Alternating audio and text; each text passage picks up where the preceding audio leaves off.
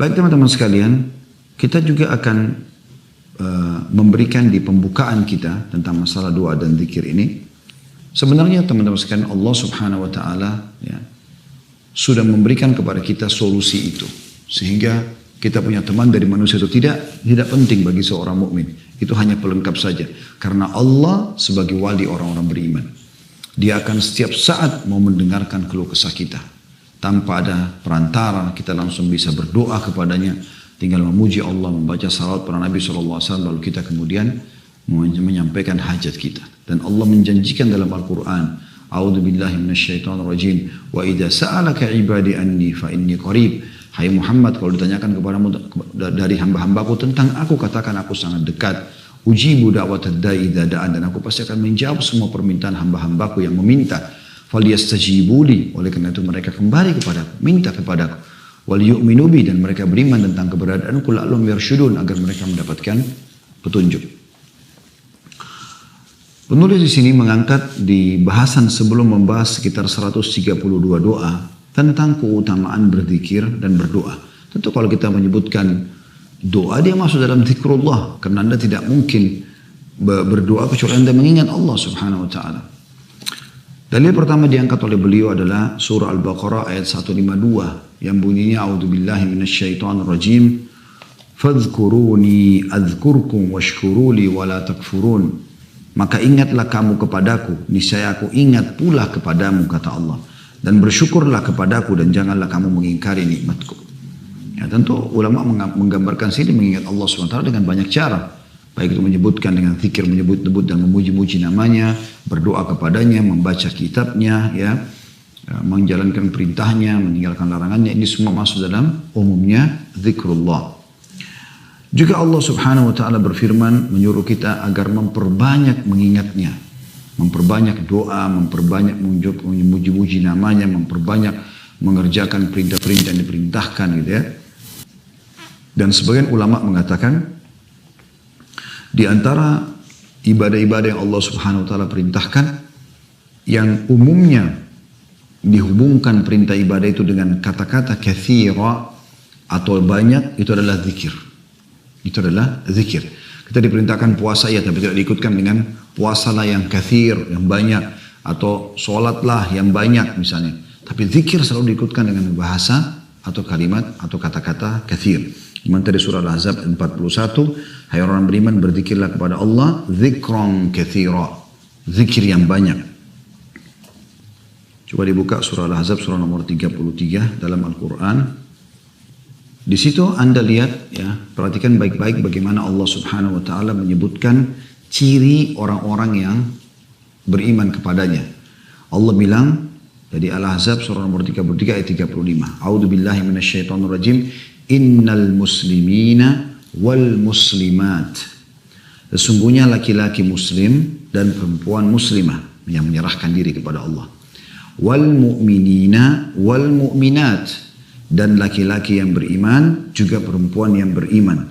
Wal qanitina wal qanitat, dan laki-laki juga perempuan yang patuh. Itu salah satu makna qanit, taat ya.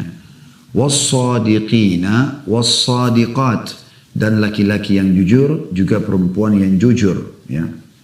Kemudian was-sabirina was-sabirat, laki-laki yang sabar dan perempuan yang sabar. Wal khashi'ina wal khashi'at, laki-laki dan perempuan yang khusyuk ya, konsentrasi pada saat ibadah. Wal mutasaddiqina wal mutasaddiqat, laki-laki dan perempuan yang suka bersedekah. Was-saimina was-saimat, laki-laki dan perempuan yang suka berpuasa. Wal hafidhina furujahum wal hafidhat, dan laki-laki dan perempuan yang menjaga kemaluannya dari perbuatan yang haram. Ya, kemudian Allah sebutkan di saksi bahasan kita, wadz-dzakirinallaha, perhatikan ada kata-kata di situ katsiran, wadz-dzakirat, dan laki-laki juga perempuan yang banyak berzikir kepada Allah. A'addallahu lahum maghfiratan wa ajran 'azima. Allah telah menyediakan bagi mereka ampunan dan pahala yang besar. Perhatikan kata-kata di atas tidak dihubungkan dengan kata-kata katsir. Seperti misalnya wal mutasaddiqina wal mutasaddiqat, laki-laki dan perempuan yang suka bersedekah. Tapi Allah tidak katakan ada banyak. Begitu juga dengan puasa. Tapi khusus zikir Allah subhanahu wa ta'ala datangkan ya, dengan kata-kata kathir. Kemudian juga Allah subhanahu wa ta'ala menyebutkan, teman-teman sekalian, beliau mengangkat dalil setelahnya surah Al-A'raf ayat 205. Surah Al-A'raf ayat 205. A'udzu billahi minasyaitonir rajim. واذكر ربك في نفسك تضرعا وخيفة ودون الجهر من القول بالغدو والآصال ولا تكن من الغافلين. Dan sebutlah nama Rabbmu dalam hatimu dengan merendahkan diri dan rasa takut, dan dengan tidak mengeraskan suara di waktu pagi dan petang, dan janganlah kamu termasuk orang-orang yang lalai. Allah subhanahu wa ta'ala menyuruh kita berzikir, menyebut nama-namanya dan juga berdoa kepadanya, membaca kitabnya. Sebutlah nama Rabbmu dalam hatimu dengan merendahkan hati, merendahkan diri dan juga rasa takut akan siksaannya, dan dengan tidak mengeraskan suara, tidak teriak-teriak sana sini ya, karena Allah subhanahu wa ta'ala maha mendengar. Di waktu pagi dan petang jangan pernah luput, selalu berzikir dan berdoa kepada Allah, dan jangan kamu termasuk orang-orang yang lalai. Rasulullah SAW bersabda setelah menyebutkan beberapa ayat, beliau mengangkat hadis Nabi alaihi salatu wassalam, dimulai dengan hadis Bukhari jilid 2 halaman 208 yang bunyinya, kata Nabi SAW, mathalul ladzi yadhkuru rabbahu wal ladzi la yadhkuru rabbahu mathalul hayyi wal mayyit. Perumpamaan orang yang berzikir atau mengingat dan menyebut Rabbnya dibandingkan dengan orang yang tidak berzikir atau mengingat dan menyebut Rabbnya adalah seperti orang yang hidup dibandingkan dengan orang yang mati. Dan dalam lafadznya Imam Muslim, kalau teman-teman sudah ada yang pegang bukunya di halaman 3 ya, di footnote nomor 1, itu bunyinya mathalul baitil ladzi yuzkarullahu fihi wal baitil ladzi la yuzkarullahu fihi mathalul hayyi wal mayyit. Perumpamaan atau perbandingan antara rumah yang di dalamnya Allah diingat dan disebut dengan rumah yang di dalamnya Allah tidak diingat dan disebut adalah seperti perbandingan antara orang yang hidup dan orang yang mati. Jadi bayangkan bagaimana Nabi SAW menggambarkan orang yang sering lisannya berdoa, berzikir ya.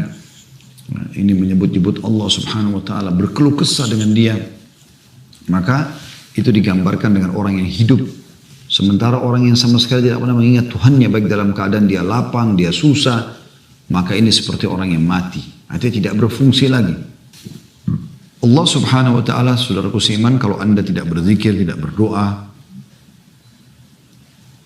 tidak sengaja merengek lah, tanda kutip ya, kepadanya, maka dia marah.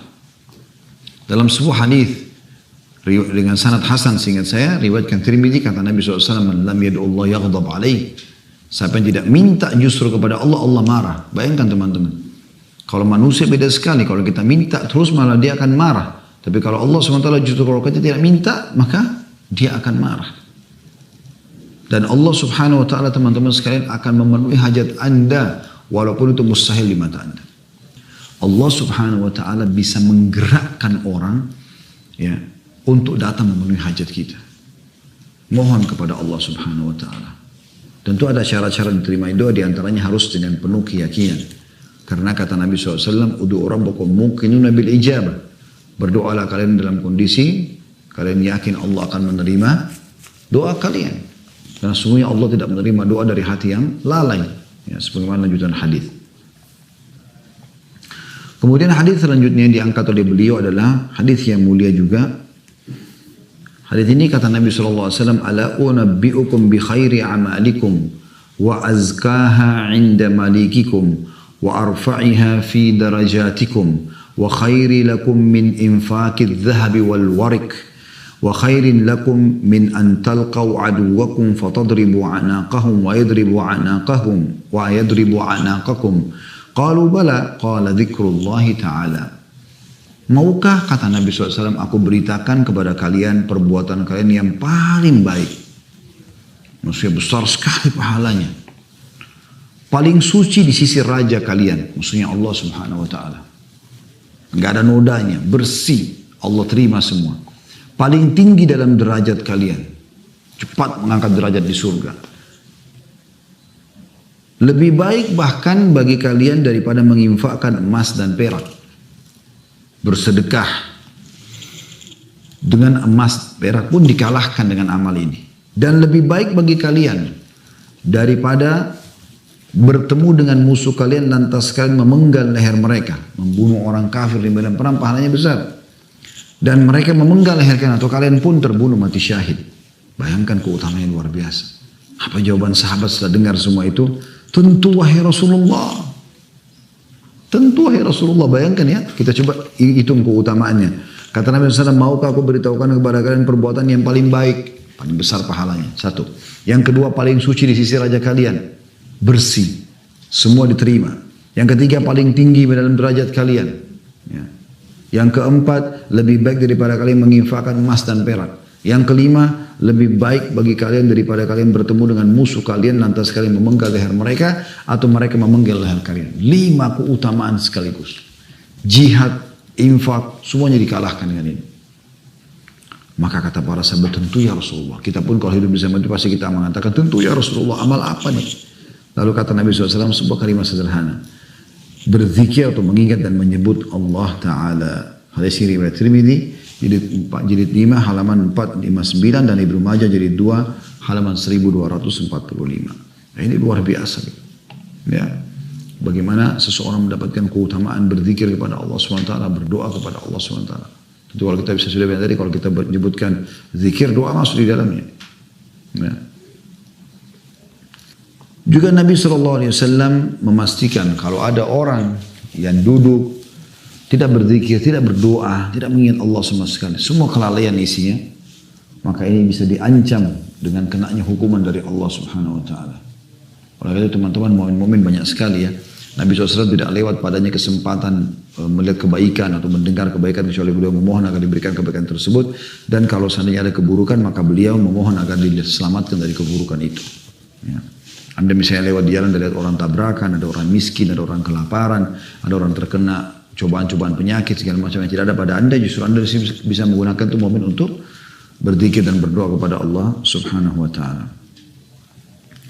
Kata Nabi SAW, man qada maq'adan lam yadhkurillaha fihi kanat alaihi min Allahi tira wa man ittaja'a majja'an la yadhkurullaha fihi kanat alaihi min Allahi tira.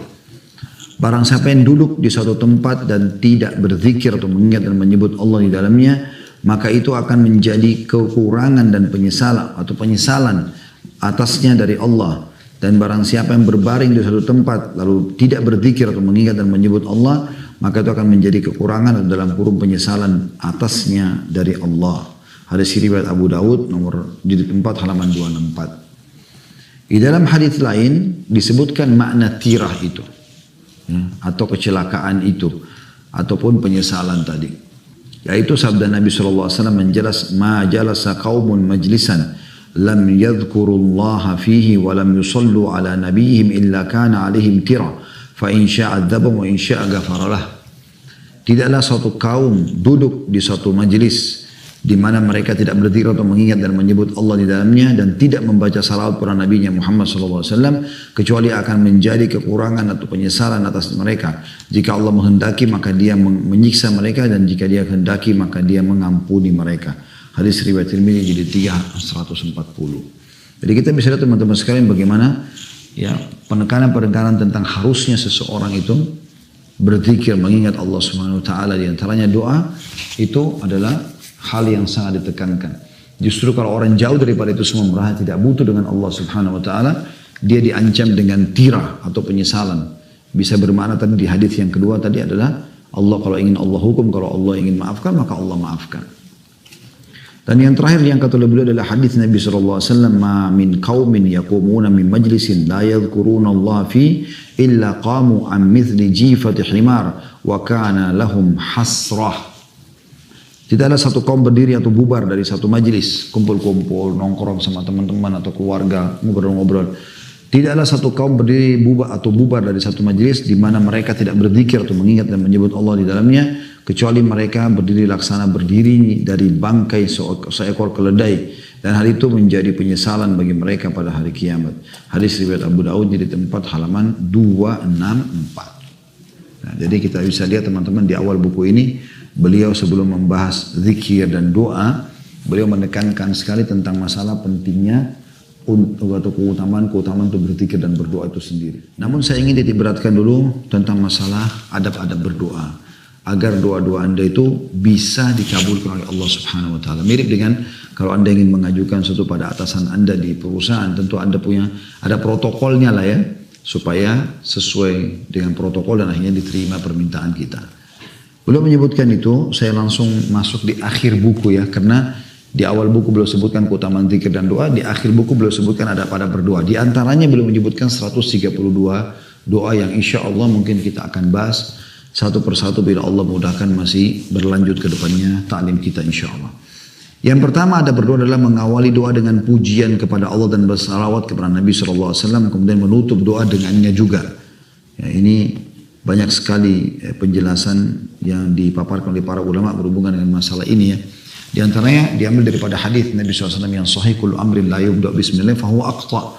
Semua perkara yang tidak dimulai dengan menyebut nama Allah maka dia terputus dari rahmat Allah. Ya. Jadi terputus dari rahmat Allah. Begitu juga dengan ada pernah sahabat masuk masjid kemudian tiba-tiba dia langsung mengatakan Allahumma gfirli, ya Allah maafkanlah aku. Kata Nabi SAW, istajala adza. Orang ini buru-buru sekali. Harusnya dia memuji Allah dulu, membaca salawat pada diriku, kemudian baru dia menyampaikan hajatnya. Dalam riwayat lain kata Nabi SAW, semua doa yang tidak dimulai dengan salawat denganku maka akan terhijab, tertutup. Oleh karena itu minimal teman-teman bilang Alhamdulillah wassalatu wassalamu ala rasulillah. Itu bahasa Indonesia, segala puji bagi Allah dan juga salawat dan taslim kepada Nabi besar Muhammad sallallahu alaihi wa ala alihi wa sahbihi wasallam. Yang kedua, agar doa Anda dikabulkan terutama, tentu kita semua sepakat kita akan sangat butuh doa justru pada saat kita sedang terhimpit. Ya. Lagi sakit, ingin sembuh dari bangkrut, ingin bangkit kembali dan segala macam ya. Maka kata beliau yang kedua adalah senantiasa berdoa di saat lapang dan juga sempit, senang ataupun susah. Ya. Ini ada putun nomor 305 dikatakan sebagaimana diriwayatkan oleh Tirmidzi dan lainnya dan dihasankan oleh Al-Albani. Ya. Ada juga hadis Nabi SAW yang berbunyi, kenalilah Tuhanmu pada saat kau sedang lapang maka dia akan kenali kau pada saat kau sedang susah. Justru sekarang kalau badan Anda sehat, rezeki Anda masih melimpah ya, anggota tubuh masih sempurna Masya Allah, makanan minuman ada, istri suami ada, anak-anak ada, segala macam ada semuanya gitu kan. Maka di saat ini kalau Anda berdoa kepada Allah SWT, justru di saat nanti kita lapang, Allah akan mudahkan diijabahnya doa kita. Yang ketiga tidak berdoa memohon agar keburukan menimpa keluarga, harta, anak-anak dan juga diri sendiri sebagaimana diriwayatkan oleh Imam Muslim. Kata Nabi SAW, jangan kalian mendoakan keburukan buat diri kalian, keluarga kalian dan harta kalian, karena biasanya malaikat lewat lalu mengaminkan maka dikabulkanlah. Jadi jangan pernah membahasakan bahasa-bahasa yang bisa menjadi doa buruk buat diri kita sendiri. Misalnya orang lihat dirinya di kaca, kok saya jelek ya, kok mata saya begini ya, kok saya begini, oh saya sudah terlalu kelihatan tua dan segala macam. Ini bahasa-bahasa tidak perlu diucapkan. Lebih baik kita mengatakan Masya Allah, Allah masih berikan saya ketampanan, kecantikan, kulit yang sehat, rambut yang subur dan seterusnya. Ya. Kemudian yang keempat merendahkan suara ketika berdoa antara berbisik dan jahar atau terdengar. Sebagaimana disebutkan dalam riwayat dalam tafsir surah Al-A'raf ayat 205. Juga hadis riwayat Bukhari Muslim. Tadi sudah kita bacakan Al-A'raf itu ya. Kita disuruh berdoa kepada Allah Subhanahu wa taala dalam kondisi merendah, rasa takut, mengecilkan suara, tidak teriak-teriak. Kemudian yang kelima merendahkan dan menghinakan diri di hadapan Allah pada saat berdoa. Sebagaimana disebutkan dalam surah Al-An'am, ya, surah nomor 6, ayatnya 42 sama 63. Juga Al-A'raf 205. Ini menjelaskan tentang masalah kita dianjurkan untuk merendah ya, pada saat berdoa kepada Allah SWT. Yang keenam memelas atau merengek kepada Allah dalam berdoa dan memohon. Sebagaimana hadis riwayat Tirmidzi dan disahihkan oleh Albani. Ya. Jadi kita harus betul-betul merengek, memohon. Ya, karena Allah tidak akan terima doa yang dari hati yang lalai, hanya seperti rutinitas saja. Yang ketujuh, bertawassul kepada Allah dengan tawassul yang disyariatkan. Ya. Dan makna tawassul maksudnya mencari amal-amal soleh yang bisa kita sebutkan. Kemudian kita berharap dengan menyebutkan amal soleh itu kepada Allah bukan pada manusia, maka bisa doa kita diterima. Mungkin Anda sudah tidak asing dengan kisah masyhur 3 orang yang kata Nabi SAW keluar jalan, kemudian mereka kehujanan, lalu mereka masuk dalam gua, lalu ada batu yang jatuh dari atas gunung menutupi gua, mereka tidak bisa keluar. Maka tiga-tiganya bertawassul dengan amal solehnya. Yang satu mengatakan, ya Allah, saya punya orang tua yang saya berbakti pada keduanya. Setiap malam saya pulang dari gembalan kambing saya atau unta saya perahkan susu lalu saya minumkan di tangan mereka. Kemudian baru saya tidur dan saya berikan minum kepada keluarga saya, gitu kan, maksudnya istri dan anaknya. Namun satu waktu saya pernah pulang, kemudian saya temukan ternyata ya, orang tua saya sudah tidur, maka saya pun memegang susu tersebut sampai pagi hari tanpa mereka tahu kalau saya sedang memegangnya. Maka setelah itu pun ya mereka aku berikan. Di sini dituliskan oleh beliau di poin ke-7, bertawassul kepada Allah dengan tawassul yang disyariatkan. Seperti contohnya bertawassul dengan nama-nama dan sifat-sifat Allah dalam berdoa. Misalnya kita bilang, ya Ghafur, ikfirli, ya Tawwab, tub alaiya, wahai zat yang maha pengampun, ampunilah aku, wahai zat yang penerima tobat, terimalah tobatku, dan seterusnya. Kemudian yang B, dia masih di poin 7, bertawassul dengan amal-amal soleh yang pernah dilakukan. Ini sebagaimana tadi saya kasihkan contoh, 3 orang yang terkurung di gua. Poin C, bertawassul dengan doa orang-orang soleh yang masih hidup. Ya, Anda boleh ya datang kepada orang soleh lalu Anda minta agar dia doakan kepada kita, baik itu orang tua kita atau orang-orang lain. Yang ke-8, mengakui dosa-dosa dan mensyukuri nikmat-nikmat Allah saat berdoa. Ya, berdasarkan hadis Bukhari. Jadi kalau kita punya dosa, kita mengatakan, ya Allah, aku akui dosaku padamu, ya Allah, maafkanlah aku, dan jangan kau haramkan aku dari rezekimu karena dosa itu, dan seterusnya. Yang ke-9, tidak memaksakan diri untuk bersajak dalam berdoa. Sebagaimana disebutkan, ya, diambil dari buku Agar Doa Dikabulkan halaman 65 sampai 66. Nah, dia menyampaikan apa adanya, curhatannya kepada Allah SWT. Yang ke-10, mengulangi doa 3 kali. Disebutkan dalam hadis Bukhari Muslim. Jadi usahakan disebutkan minimal 3 kali doa yang kita sampaikan. Kemudian yang ke-11, menghadap kiblat. Sebagaimana disebutkan dalam hadis Bukhari dari hadis Abdullah bin Zaid radhiyallahu anhu. Kemudian yang ke-12, mengangkat kedua tangan saat berdoa. Ini juga diambil dari buku sama, Agar Doa Dikabulkan halaman 67 sampai 68. Ya, kemudian yang ke-14, menangis ketika berdoa karena takut kepada Allah. Ini juga diambil dari buku yang sama di halaman 68 sampai 70. Kemudian yang ke-13, yang ke-12 tadi mengangkat kedua tangan saat berdoa. Yang ini ada hadisnya, kata Nabi SAW, Allah malu mengembalikan tangan hamba yang diangkat ke langit dalam keadaan kosong. Maksudnya dikembalikan dalam keadaan kosong. Yang ke-13, berwudu sebelum berdoa. Ini termasuk adab yang penting ya. Berwudu sebelum berdoa, walaupun ini bukan keharusan tapi sunnah. Yang ke-14, menangis ketika berdoa karena takut kepada Allah. Jadi kalau kita pernah berbuat dosa, khawatir Allah hukum dan segala macam, itu bagian daripada hal yang sangat ditekankan. Yang ke-15, menampakkan rasa butuh kepada Allah saat berdoa. Dan jangan acuh tak acuh, tapi tunjukkan kebetulannya seperti Anda kalau minta pada atasan Anda. Atau Anda lagi terlilit utang, gitu kan. Dan Anda pengen agar meminjam uang kepada seseorang. Kira-kira bagaimana Anda meyakinkan orang tersebut? Mungkin Anda sambil menangis, Anda datangkan anak Anda yang susah, yang beberapa hari nggak makan dan segala macam. Anda datangkan bukti-bukti kalau Anda memang terlilit utang dan dikejar oleh orang-orang. Supaya Anda yakinkan kepada dia. Maka Anda harusnya tunjukkan rasa butuh itu kepada Allah. Yang ke-16, memulai berdoa untuk diri sendiri apabila berdoa untuk orang lain. Atau sebelum berdoa untuk orang lain. Selalu doakan diri sendiri dulu. Dan ini disebutkan dari hadis riwayat Tirmidzi dan disahihkan oleh Albani. Yang ke-17, tidak melampaui batas dalam berdoa. Ya, berdasarkan hadis Abu Daud dan dihasankan oleh Albani. Jadi tidak melampaui batas dalam berdoa. Maksudnya meminta hal-hal yang memang sudah tidak mungkin gitu ya. Seperti minta dihilangkan malam, dihilangkan siang, berubah jenis kelamin dan segala macam, ini nggak mungkin. Yang ke-18, bertaubat dan mengembalikan hak orang yang diperoleh secara tidak hak atau tidak benar. Sebagaimana hadis riwayat Muslim. Jadi kalau masih ada hak orang lain, biasanya doa kita malah belum dikabulkan. Kemudian yang ke-19 ya. Berdoa untuk kebaikan kedua orang tua dan diri sendiri. Sebagaimana hadis riwayat disebutkan dalam Al-Quran surah Al-Isra ayat 24, Ibrahim ayat 41 dan Nuh ayat 28. Yang ke-20 berdoa untuk diri sendiri dan untuk orang-orang mukmin. Tadi kan berdoa untuk kedua orang tua, poin 19 dan diri sendiri. Kalau poin 20 berdoa untuk diri sendiri dan juga orang-orang beriman. Doa yang masyhur dalam Al-Quran yang Rabbana ighfir lana wa li ikhwanina alladziina sabaquna bil iman. Wahai Tuhan kami, ampunilah kami dan orang-orang yang mendahului kami dari beriman, ya, yang sudah beriman. Wala taj'al fi qulubina ghillan lil ladzina amanu. Ya Allah, jangan kau jadikan dalam hati kami kebencian terhadap orang-orang beriman. Rabbana innaka raufur rahim. Maksudnya Allah Engkau Maha lembut dan Maha pengasih. Plus tidak boleh berdoa kecuali kepada Allah. Kecuali kepada Allah. Dan ini hal mendasar teman-teman yang harus kita garis bawahi. Izinkan saya tutup teman-teman sekalian pertemuan kita ini dengan momen-momen diterimanya doa. Yang pertama kata beliau adalah malam Lailatul Qadar. Ini sudah masyhur ya.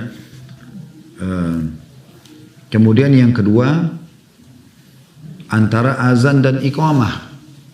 Nah, ini usahakan teman-teman selalu luangkan waktu karena azan iqamah itu pendek sekali waktunya. Tapi Allah Subhanahu wa taala kabulkan ya. Karena kata Nabi SAW di dalam hadis yang diriwayatkan oleh Tirmidzi dan disahihkan Albani, doa di antara azan dan iqamah tidak ditolak.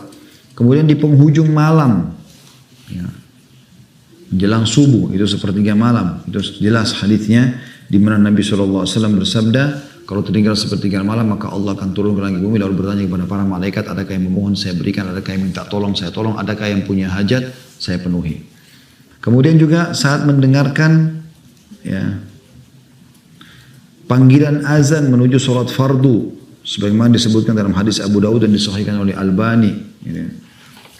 Juga termasuk ketika hujan turun. Ya. Sebagaimana disebutkan dalam hadis riwayat Abu Daud dan dihasankan oleh Albani.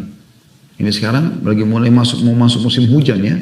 Ini sangat luar biasa waktu-waktu yang mustajab doa. Banyak orang berkeluh kesah. Harusnya kita selalu berdoa kepada Allah Subhanahu wa taala. Kemudian yang selanjutnya adalah saat pertempuran dalam jihad sedang berkecamuk. Sebagaimana disebutkan dalam hadis riwayat Abu Daud dan disahihkan oleh Albani. Kalau terjadi peperangan ya. Selanjutnya juga di hari Jumat. Di hari Jumat. Ya, khilaf di antara ulama, tapi ada dua pendapat mengatakan yang pada saat khatib di atas mimbar sampai diqamahkan salat, makanya di khutbah kedua selalu khatib berdoa. Dan yang terakhir adalah itu pendapat yang kedua setelah pas asar sampai terbenam matahari. Kemudian ketika minum air zam-zam. Nah, bagi teman-teman yang punya zam-zam di rumah kalau masih sisa ya. Subhanallah, kita sekarang sudah beberapa bulan tidak umrah ya, ditutup. Insya Allah mudah-mudahan satu waktu Allah bukakan lagi buat kita semuanya. Itu juga dengan haji. Tapi bagi masih punya di rumah, zam-zam itu selalu mempengaruhi dan tidak terpengaruhi.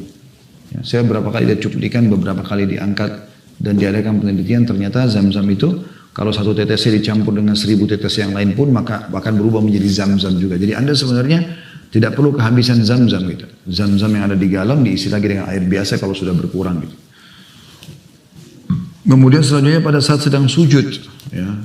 Khilaf di antara ulama boleh pakai bahasa Indonesia atau tidak ya. Ini khilaf di antara ulama. Sebelumnya di sholat sunnah ini masih banyak ya pendapat ulama yang membolehkan, tapi lebih cenderung orang lebih baik ya bahasa Indonesia digunakan di luar sholat saja. Kemudian selanjutnya adalah ketika terbangun di malam hari, khususnya kalau dia membaca La ilaha illallah wahdahu la syarikalah lahul mulku wa lahul hamdu wa huwa ala kulli syai'in qadir. Tiada Tuhan yang berhak disembah kecuali Ia dan tidak ada sekutu bersamanya. Ya. Subhanallah walhamdulillah wa la ilaha illallah wallahu akbar. 4 zikir yang masyhur. Subhanallah, maha suci Allah. Subhanallah walhamdulillah, segala puji bagi Allah. Wa la ilaha illallah, tiada Tuhan yang berhak disembah kecuali Allah. Wallahu akbar, Allah maha besar. Kemudian yang zikir terakhir adalah wala haula wala quwata illa billahil aliyil azim. Tidak ada daya dan kekuatan kecuali milik Allah yang maha mengetahui. Ya. Kalau orang baca ini pada saat terkaget di malam hari, maka Allah pun akan mengampuni dosa-dosanya yang lalu. Kalau dia berdoa akan diterima, dan kalau dia sholat akan diterima. Ya. Begitu juga dengan membaca, libatkan dalam doa kita doanya Dhannun. Dhannun ini Nabi Yunus AS. Nabi Yunus itu dalam perut ikan paus, beliau membaca apa? La ilaha illa anta subhanaka inni kuntu minadh dhalimin. Siapa yang membaca ini kata Nabi SAW dalam doanya, maka Allah akan kabulkan doanya. Hadis ini diriwayatkan oleh Tirmidzi dan disahihkan oleh Albani. Juga saat ditimpa bencana, sebagaimana hadis riwayat Muslim, ini juga doa dikabulkan oleh Allah Subhanahu wa taala. Justru pada saat ada masalah, kita berdoa karena kita dianggap orang-orang yang sedang membutuhkan atau muttar, ya. Juga termasuk setelah seorang muslim meninggal dunia, ya. Riwayatkan Imam Muslim, maksudnya orang yang hidup mendoakan orang yang sudah mati, ya. Kemudian juga doa yang dibaca dari orang-orang yang masih hidup, yang saleh, yang kedekatan dirinya kepada Allah Subhanahu wa taala sangat bagus, maka itu dikabulkan. Juga masuk dalamnya doa muslim terhadap muslim yang lain. Jadi kalau Anda didoakan oleh muslim siapapun ala zahril ghaib, tidak nampak depan mata, dia doakan kita sembunyi-sembunyi, maka itu juga dikabulkan oleh Allah Subhanahu wa taala. Kemudian juga di bulan Ramadan yang sudah masyhur ini diterima doanya, ya, orang-orang yang berdoa, terutama yang puasa. Kemudian ketika ayam berkokok, ya, semuanya disebutkan dalam hadis Bukhari Muslim semuanya ini, kalau ya akan dikabulkan doa pada saat kita mendengarkan kokokan ayam. Kata Nabi SAW, kalau kalian dengarkan kokokan ayam, maka sebaiknya ya Anda berdoa. Ya. Berdoalah karena dia sedang melihat apa yang tidak melihat kalian, maksudnya melihat para malaikat, gitu ya. Dan yang terakhir teman-teman sekalian adalah berdoa pada hari-hari 10 awal bulan Zulhijjah kata beliau, dan disebutkan sebagaimana disebutkan dalam hadis Bukhari. Karena hari ini adalah hari yang paling dicintai oleh Allah Subhanahu wa ta'ala. Termasuk dalamnya juga adalah hari Arafah yang tanggal 9 yang sudah masyhur, ya. Itu diterimanya doa, ya. Kemudian di Masy'aril Haram, di Muzdalifah, di Mina, di Arafah, ini semua termasuk hari-hari yang mulia untuk diterima doa oleh Allah Subhanahu wa ta'ala.